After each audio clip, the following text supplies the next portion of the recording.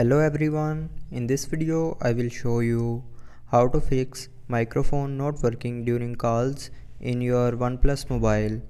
So before starting the video, don't forget to subscribe the channel and also press the bell icon. So first of all, open settings.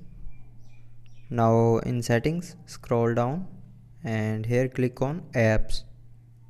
Now in apps, click on app management and here search phone.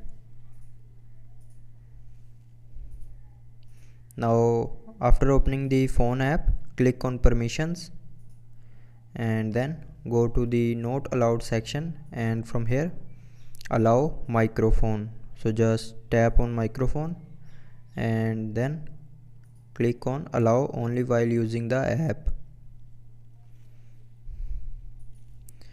Now after that your microphone will start working properly, but if it's not working then open the phone app again, go to the storage and from here click on clear cache, and after that click on clear data and then again click on delete to confirm. Now after doing this, your microphone in your OnePlus mobile will start working properly.